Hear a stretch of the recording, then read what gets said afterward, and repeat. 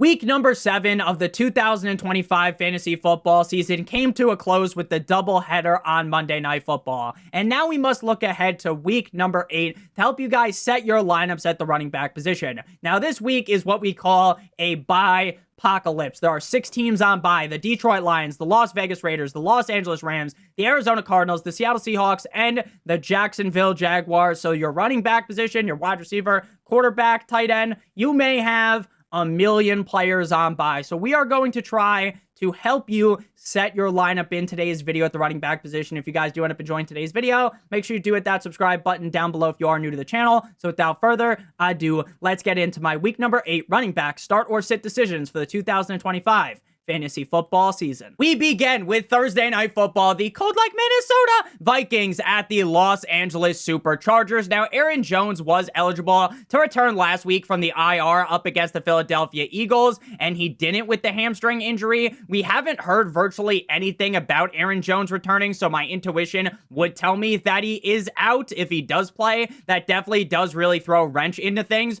Jordan Mason has been all right. He hasn't been great, but he also hasn't been so bad to where he's completely destroying your team from the inside. He sees a majority of the workload on the team, and last week out he had 15 rushes for 57 yards and a touchdown up against the Eagles in the 9th best matchup this week for running backs on a weekly basis up against the Chargers. I feel good about Mason as a mid-range running back too. Xavier Scott had a lot of people falling for him after his week 4 solid showing in Ireland up against the Steelers. Since then though, he has scored negative 0.2 points and then 1.6 points last week up against the Eagles. There's no need to even play him or roster him with Aaron Jones likely returning shortly. Then we move to the LA Chargers, and after running train on the Miami Dolphins in week 6 for over 130 all-purpose yards and a touchdown, he followed that up with a far less inspiring showing up against the Colts last week in a game where the Chargers got impaled by Daniel Jones and friends.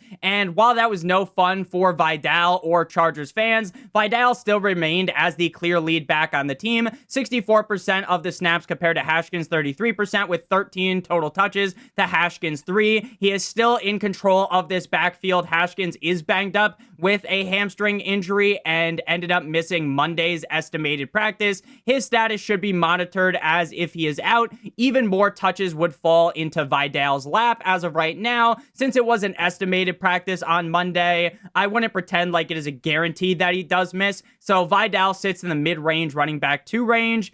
The matchup on paper is middle of the road up against this defense of the Vikings. It is the 19th best matchup for running backs. I feel this game is one where the Chargers won't be getting bent over a table like last week by the Colts, so Vidal should bounce back in that mid-range running back 2 spot. For Hassan Haskins, whether he plays or not, he should not be knocking on the door of entering anyone's lineup, with him clearly in the number 2 role in this offense. And when I can't even guarantee more than 5 touches, why bother playing him, especially knowing that he would be playing through injuries? Now we move to the 1 p.m. slate on Sunday. Luckily this week, you don't have to wake up at the ass crack of dawn to watch the Jaguars versus the Rams or some other disaster game at 9:30 a.m., 1 p.m. Eastern Standard Time, the Miami Dolphins at the Atlanta Falcons. Now, have you guys ever watched that SpongeBob episode where the gorilla rips SpongeBob in half?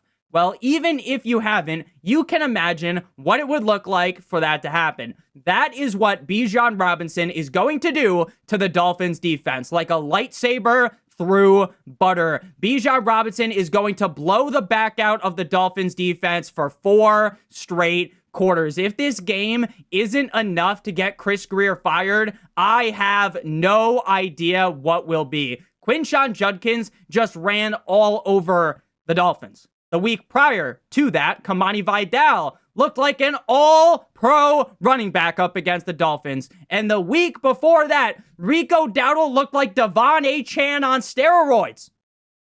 The Dolphins are the 2nd best matchup on a per-game basis for the running back position, and I expect Bijan Robinson to show no mercy. He is a clear top 3 running back this week, and I have him as my running back 1. Even in a game where Bijan struggled last week in Santa Clara against the Niners, with just 40 rushing yards, the man still scored over 20 PPR points as a top 8 running back. We will continue to fire him up with supreme confidence. Tyler Algier is really only listed as a start this week due to there being 6 teams on bye. Most weeks, I would not feel remotely confident enough to actually trot Algier out there. His touches bounce around heavily weekly, making him about as untrustworthy as it gets, in my opinion. But in a matchup that should be a certified beatdown like what Diego Lopez gave Gene Silva, Algier should see enough touches to finish in the RB3 range. Again, I do not trust him at all, but due to this week's circumstances and due to the Dolphins defense being so dog shit that it is shocking to watch every single week.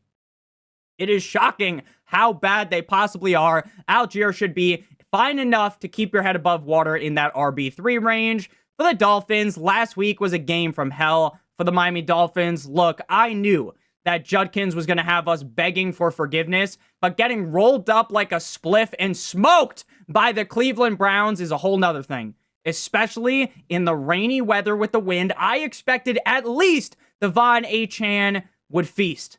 And he wasn't even able to do that because he got hawked down on what would have been a huge touchdown for him. The Dolphins are a complete and utter clusterfuck, plain and simple. A team with no leadership, a team with no offense, no defense, and no special teams. All 3 phases of the football, we fucking suck.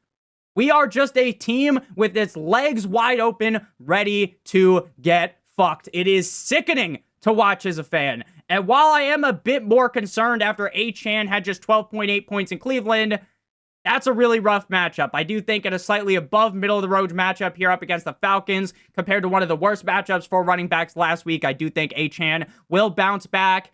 He has been reliable all season, even with the ups and downs of the team, mostly downs. So I got him as a top 8 running back this week. The only hope for Ollie Gordon having any fantasy relevance is dead with the Dolphins being so bad. At this point, unless you are just holding him as Achane's direct handcuff, you don't even need him to be on your fantasy team. Now we move to the New York Jumbo Jets at the Cincinnati Bengals. Breece Hall is expected to be fine going into this week in Cincinnati. His ankle got banged up last week, but based on Aaron Glenn saying he is fine, I feel good about Hall starting in this game. I still think this could be his last or his second to last game that he plays in a New York Jets uniform. The team is an absolute joke, and now is the time to make the move to get him off the team to hashtag free. Breece Hall, 11 carries for 38 yards and 2 receptions on 3 targets for 14 yards last week up against the Panthers in the best matchup for running backs on a per game basis up against the Bengals in Cincinnati. I feel good about Hall as a mid-range running back too. Isaiah Davis is a nice bench stash in case Breece Hall is traded, but in terms of standalone value in this offense with Breece Hall playing, there is absolutely none, so you would be sitting him. Who knows who the starting quarterback will be this week? They probably go with Justin Fields again, whether it's Tyrod Taylor or Justin Fields, though. It's just 2 cheeks of the same ass. For Chase Brown, he had his Undertaker moment last week as he rose from the casket up against the Pittsburgh Steelers. 11 rushes for 108 yards on Thursday Night Football, as well as 2 receptions on 4 targets for -8 yards. While he only scored 12 PPR points, the on-the-field product was so much better than anything we have seen this season. With Flacco, his yards per carry number is much better, and even though the offensive line is a complete and utter disgrace, they have looked a little bit better as of recently. So Flacco can keep this offense running at like a median projection. Chase Brown may be back. I'm not going to pretend that everything is all sunshine and rainbows for him, but I do feel better. So in the 17th best matchup for running backs, I got CB as a mid-range running back too. While the Bengals have shown some life, and while P. Ryan should get around 40% of the snaps week in and week out, even with that much involvement and the offense functioning correctly, P. Ryan hasn't scored more than 6 points a single game this season, and even up against the goddamn Jets, I don't see this being the huge game for him. He is a clear sit for me. Next up, we got the Cleveland Browns at the New England Patriots, but before we break down this game in depth at the running back position, as well as the rest of the games in the Week 8 slate, I would like to give you guys a quick word for our friends, our partner over at Underdog. If you're brand new to Underdog, and sign up using promo code Notorious or by using the link in the the video description. You will get a free pick plus a first-time deposit offer of up to $1,000 in bonus funds, as well as if you play $5 in the pick'em, you receive an additional $100 in bonus entries or in bonus funds. How the pick'em works is incredibly simple. You make at least 2 picks on the players higher or lower. If those picks hit, you get paid. If you do multiple other picks, then the payout will be higher, but all of the picks need to hit. Please make sure you guys do check that out, promo code Notorious, or by clicking on the link in the video description. Now, Quinshon Judkins had the Dolphins defense calling him Poppy by halftime. The dude had us holding his pockets like we were in the prison yard. The Browns were dicking the Dolphins down so hard that they kept running Judkins in the Wildcat like that Dolphins game up against the Patriots all those years ago, and it worked. The dude had 25 carries for 84 yards and not 1, not 2, but 3 touchdowns as a top 5 running back this week as he faces a stout Patriots defense. I do think things could fall apart a little bit here, but with how much the team relies on Judkins to keep this offense moving, to keep the offense going, I think even in a tougher spot, I still got him as a low-end RB1. Again, with a lot of these rankings, Judkins isn't a guy that going up against the Patriots would typically be ranked as a low-end RB1, but because so many great running backs are on bye, we're talking about Genty, we're talking about Kyron, we're talking about Kenneth Walker or Zach Charbonnet, Travis Etienne, Gibbs, Montgomery, whoever the fuck the Arizona, Bam Knight for one more week, right? We are really kind of getting a lot of guys to be very inflated in the ranking due to all the teams on bye, the bye-pocalypse as people are calling it. A lot of people are saying it's the bye-pocalypse. Jerome Ford F-150 may have a cool nickname, but that is honestly the best thing about him. He is the clear RB2 on the Browns, but that holds 0 weight in fantasy football. Leave him on waivers. He had just 3 touches last week in a blowout of the Miami Dolphins. For Ramondre Stevenson, this guy is the greatest trickster in all of fantasy football. This guy will drop his nuts in the mouth of a defense like he's playing Modern Warfare 2 back in 2009, and then the week later will no-show like someone's dad who went out to go get milk. A perfect stretch to show this off would be the last 3 weeks. Week 5 at Buffalo, he's the RB18, puffing out his chest. Everyone's telling me, Nick, you gotta play him up against the Saints in New Orleans. Look how good he was, right? And I just turned in Elmo a little bit. Tickle me Elmo. Oh, that's Mickey Mouse. Running back 60 in that game. Running back 60, right? And then last week up against the Titans, he was the running back 13. He is as unreliable as it gets, but the team just loves the guy. He played his highest amount of snaps last week with 75%. Travion Henderson at 14%, with Terrell Jennings matching that with 14% as well. The matchup up against the Browns is the second worst matchup for running backs on a weekly basis. So I think we end up seeing Stevenson fall off the edge of a cliff, but due to this week's circumstances, I have him as a low-end running back too. Travion Henderson must have fucked one of Robert Kraft's favorite masseuses or something, because this man barely touches the football. Last week, even with no Antonio Gibson, the dude had 2 touches in a blowout. 2 touches in a blowout against the Titans. His lowest snap count on the season, mirroring Terrell Jennings. Who the fook is that guy? At this point, if you want to cut him, I get it. I was just swindled by this man. Now we move to a Saquon Barkley revenge game. Yet again, the New York Football Giants at the Philadelphia Eagles. A revenge game for the Eagles, who got plowed out by the Giants just a few weeks ago. Cam Skattebo is on fire. Dante's Inferno style on fire, like the hair of the dude who missed 1 million extra points for the Giants and caused that L up against the Broncos. 16 carries for 60 yards last week with 3 receptions on 6 targets for 34 yards and a score as a top 12 running back. The week prior up against the Eagles at home, he was the RB5 with 19 carries for 98 yards and 3 touchdowns, as well as 2 receptions for 12 yards. And while I highly doubt the man can rip off 30 plus points like what he did the first time out up against the Eagles, with Skattebo playing this well, how can you possibly rank him outside the top 12? In the 6th best matchup for running backs on a per game basis, Cam is a low-end RB1 for me with clear top 5 upside. For Tyrone Tracy, he clocked in for 36% of the snaps last week with Skattebo playing 60%. Tracy was able to find the end zone and score last week in Denver with 9 carries for 49 yards and a touchdown. But as I said would be the case once Tracy returned, Scatterboo is very clearly in the driver's seat on this team. And while Tracy did score last week, I don't view that as very likely to be repeatable, as I also expect him to see less touches this week. He is a clear sit in my opinion. Starting Saquon Barkley at this point has felt like swimming in a shark-infested water over the last 2 weeks. Against the Giants in that revenge game in MetLife just mere hours before he dropped his documentary, he had 12 carries for 58 yards and 2 receptions on 3 targets for 9 yards as the running back 24. Last week, up against the Vikings in Minnesota, he had 5.2 PPR points. To say he's on the struggle bus would be putting things nicely, lightly, painting the picture nicely for Saquon Barkley. I still think that you have to keep starting him. The Eagles' offensive line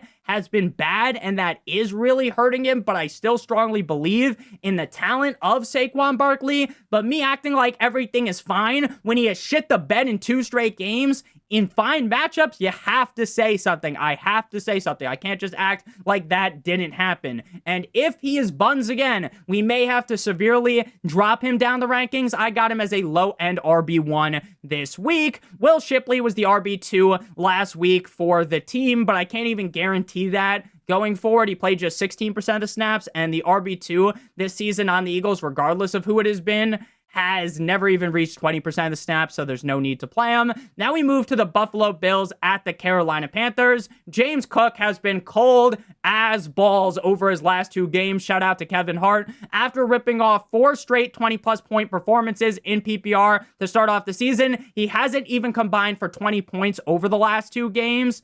Last time out prior to the bye in Atlanta on prime time, shout out to Dion, 17 carries for 87 yards. Coming out of the bye week, I expect the Bills offense to take some smelling salts and wake up here, and for James Cook to look like the version of himself from earlier on in the season. In a slightly below average matchup for running backs on a per game basis, the 21st best matchup, I still strongly believe in James Cook and got him as a top 8 option this week at the running back position. Depending on how the game script goes, you may see more Ty Johnson or more Ray Davis. Recently, we have seen more Ty Johnson as Ray Davis hasn't eclipsed more than 10% of the snaps since week number 2. So my best guess would be it would be Ty Johnson as the RB2 this week in Buffalo. Regardless, though, even with all the snaps, he may only see just 1 or 2 touches and is a clear sit for me. And honestly, I think if something happened to Cook, knock on wood, we don't root for injuries, this would just become a double-headed backfield of death where you wouldn't even actually know who to start on a week-in, week-out basis. So they are both going to be sits for me this week, and I would prefer to leave Ray Davis and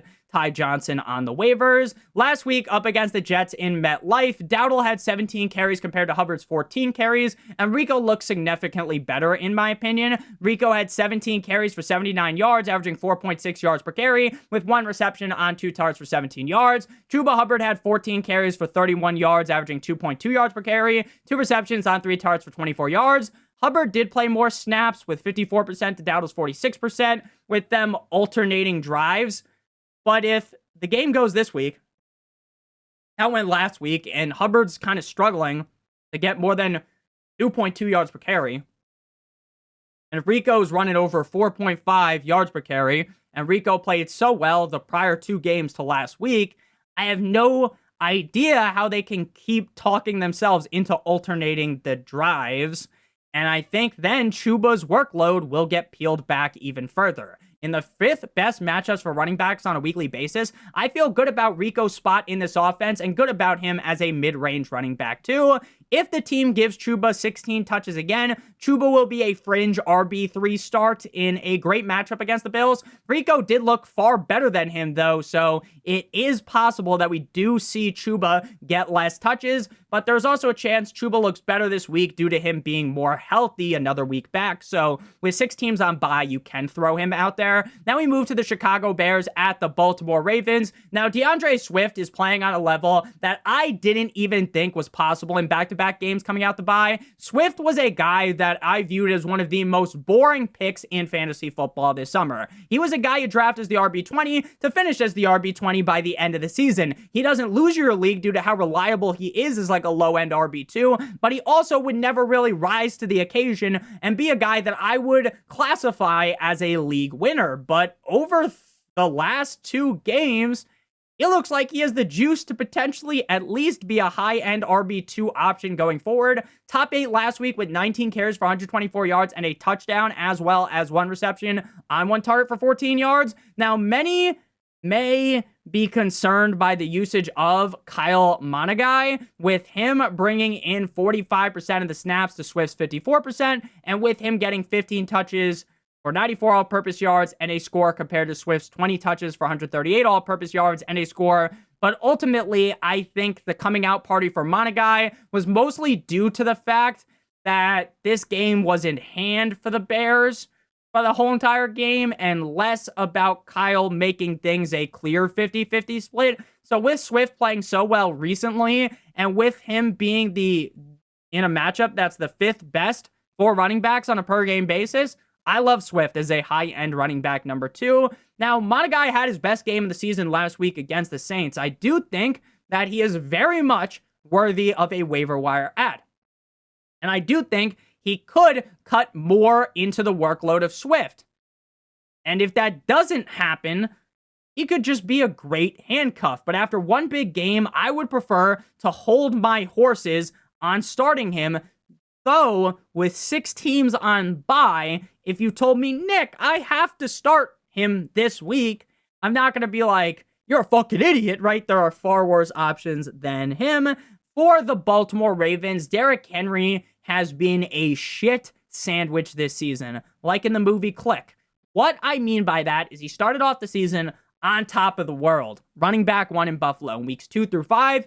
He scored over 10 PPR points just once. And in his last game of week 6 prior to the bye, he was the running back 13. So those big games make up the bread of the shit sandwich, the shit show that went on in between. Coming out the bye, the hope is that the Ravens figure things out and Derrick Henry himself is able to escape the slump. The Bears are on paper a slump buster matchup, 8th best matchup for running backs on a per-game basis. Lamar could return this week, which would jumpstart things for Derrick Henry. He was not in practice coming out the bye on Monday, but I wouldn't panic just yet. If Lamar can come back, I think Henry has top 12 potential. I got him as a high-end running back too. Big Justice Hill is boom or bust on a weekly basis, and with the boom occurring just one time this season, even a good matchup, you simply can't trust his workload enough to play him. Next up, we got the San Francisco 49ers at the Houston Texans.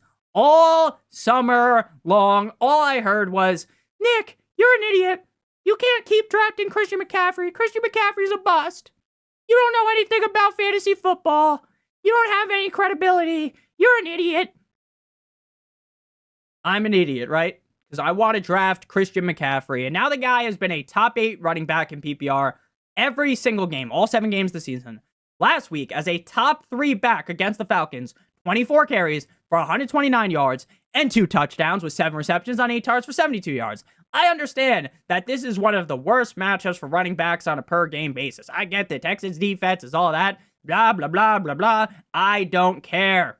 This is Christian McCaffrey we're talking about after all. If you told me this man could walk on water, I would believe you. Top 3 running back in my rankings every single week, and this week will be no different. Really, the only hope at this point in the season with CMC healthy for B-Rob to have a good game would be if the game ends up being such a beatdown that everyone gets benched and B-Rob gets to come in and score a touchdown at the end of the game. If that doesn't happen, I would be shocked if he scored more than 5 points because he hasn't done that a single time this season. He is a high-end handcuff, but has no standalone value and should be on your bench. For the Houston Texans, Woody Marks is a fringe start at best in the running back 3 range. Woody looked okay against Seattle last night. He scored a touchdown on a great catch in crunch time with 3 receptions on 5 targets for 20 yards and a score with 10 rushes for 15 yards. So assuming the Texans are down again due to the girth and tonnage of the 49ers taking the lead, we should expect Marks to at least get enough checkdowns to be fine as like a RB3. The matchup on paper is the 16th best for running backs. Marks has been as volatile as it gets, and his floor is like 2 to 3 fantasy points, so being excited to play him would just be crazy. Nick Chubb's value is, starting to look lessened by last week. Like, I don't understand why you're in the red zone and you're not giving the ball to Nick Chubb, the thumper. Just doesn't really make any sense to me. 5 rushes for 16 yards and 1 reception on 3 targets for -5 yards up against the Seahawks. Your biggest hope for Chubb is that he scores a touchdown. And with how the offense looks in these red zone scenarios, his chance of scoring doesn't feel very good.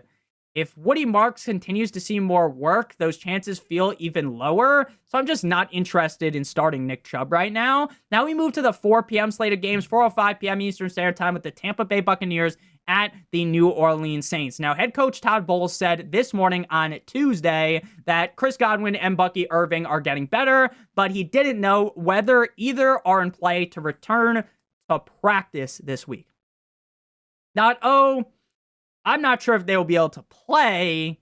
I'm not sure if they will be able to practice. So while you can't rule anyone out on Tuesday, unless, of course, they've been ruled out by the coach like Bucky Irving was last week, this doesn't seem promising for either of those guys. Obviously, if Bucky Irving starts, you're playing him. No ifs, ands, or buts like Miley Cyrus about that. He's a clear top 12 option.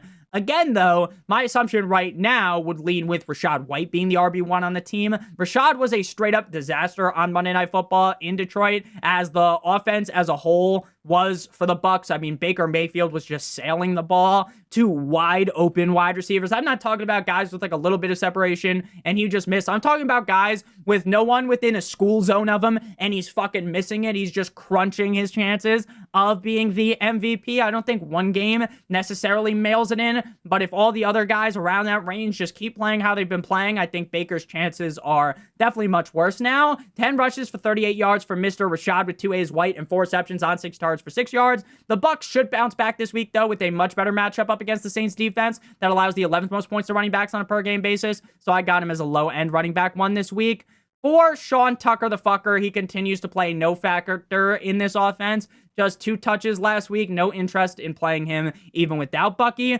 For the Saints, just when I start to get low, like that Little John song on Alvin Kamara, Kendre Miller tears his ACL and will miss the remainder of the season. He was really cutting into Kamara's workload to the point where it felt like Kamara's floor was just like an RB3 and he had the ceiling of really just like a mid-range RB2. But with Kendre out of the picture, Kamara's value is now at its peak. Now, it is important to understand that the Saints offense still isn't very good. So even without Kendre, I doubt he will be able to become a reliable top 12 asset. But what should happen is with him likely to see more touches, he could become a more reliable RB2. And if you get that out of him based on where you drafted him, I think you would be pretty excited about that. After a disaster class up against the Bears last week in Chicago with 11 carries for 28 yards and 3 receptions on 3 targets for 1 yard in Spencer Rattler's worst game of the season, I still can't get myself to really bang the drum for him, but with roughly 8 million teams on bye in a mid-range matchup for running backs that just saw Jahmyr Gibbs cream pie him, I got Kamara as a mid-range RB2. The assumption would be that Devin Neal will fill in for Kendre Miller and pick up the scraps in this offense. Even with Kendre playing well, the RB2 in New Orleans is still unstartable, so with a worse RB2 now in the lineup, there's no need to consider him. Next up, we got the Dallas Cowboys at the Denver Broncos. Javonte Williams has a good old-fashioned revenge game on his hands this week in Mile High. The team that tossed him to the side is about to get their salad tossed by Javonte Williams, who has been a reliable top 12 option this season. Last week against the Commanders, he was a top 12 running back with 19 carries for 116 yards and a touchdown, as well as 1 reception on 4 targets for 2 yards, in a slightly below mid-range matchup for running backs that just had Cam Scatterboo slap him up. I feel very good about another top 12 finish here, and I got him in the top 10. Jaden Bonnie Blue saw his highest touch total last week with 8, turning that into 4.4 PPR points. Even though I view this as an exciting back and forth game, I can't imagine that he even scores more than 5 fantasy points, so I'm not going to start him. J.K. Dobbins has been on a bit of a fall off over the last 2 weeks, and he needs some life alert to just get him back up, right? Luckily for J.K. Dobbins, this is the perfect matchup to get his swagger back. The Cowboys defense allows the 4th most points on a per-game basis to running backs. Dobbins is still very much the lead back on the team, and at this point, I think it would take an injury for Harvey to get in the driver's seat, as we're already halfway into the season. Knock on wood, obviously, we don't root for injuries. Sure, I get the last 2 games have been frustrating, but with how strong the Broncos ended up playing offensively in the 4th quarter, dropping 33 points in that game last week against the Giants, I fully expect this to be one of the higher scoring back and forth rock-up soccer matchups of the week. Super high scoring, and for Dobbins to have a bounce back game as a low-end RB1. Like I mentioned just a few seconds ago, it seems like RJ Harvey's season will be delayed unless Dobbins was to get injured. Knock on wood, we don't root for injuries. Harvey did find the end zone last week with one of his 5 touches, with only 1 game this year of him having serious work, which was a game that was a blowout of the Bengals where he got a lot of that work in garbage time. I would not feel comfortable playing him in this spot. Next up, we got the Tennessee Titans at the Indianapolis Colts. Realistically, I don't want to start either Tony Pollard or Tajay Spears, or really anyone on the Titans in general, just due to the offense being limp dick. But with so many teams on bye, you may be suckered into kind of playing both of them. For me, Tony Pollard is the guy that I trust slightly more. Last week up against the Patriots, Pollard was the RB18 with 6 rushes for 18 yards and 6 receptions on 6 targets for 43 yards with 57% of the snaps, compared to Spears' 43% with 5 rushes for 22 yards and 3 receptions on 4 targets for 18 yards. This is a brutal matchup for running backs up against the Colts. So with my expectation that Pollard sees more touches, he should finish as an RB3, but there's really no excitement in playing Tony Pollard. It's just kind of you have to. If you have to play Tajay Spears, I get it, but the upside just feels so limited with both of these guys that I would just prefer to lean with the guy who gets more touches, which should be Pollard, and sit Spears. Jonathan Taylor may have been the best pick you could have made in fantasy football this season. Based on ADP, you could have paired this dude with Jamar Chase, and that probably has you feeling unstoppable. The greatest pair since the one on Sidney Sweeney's chest. 3 games this season with 30-plus PPR points and 2 30-plus point performances over the last 3 weeks. 3 straight top 8 finishes, and there are 0 breaks on the Jonathan Taylor train in the 3rd best matchup for running backs on a weekly basis. JT is a locked and loaded top 3 option, my running back numero 2 for the week. Even with Jonathan Taylor putting the Chargers in a body bag last week, Giddens didn't see a single touch. He feels like the clear handcuff for Jonathan Taylor, but outside of that, you're never going to play him with JT in. Now we move to, cause you waited all day for Sunday night revenge game. We got another revenge game. Jordan, love me tender, love me sweet, and the Green Bay Packers going up against Mr. Discount Double Check, Aaron Rodgers in those B-looking uniforms. I don't love them. Let me know what you guys think. If you're Steelers fans, do you like those uniforms? Do you not?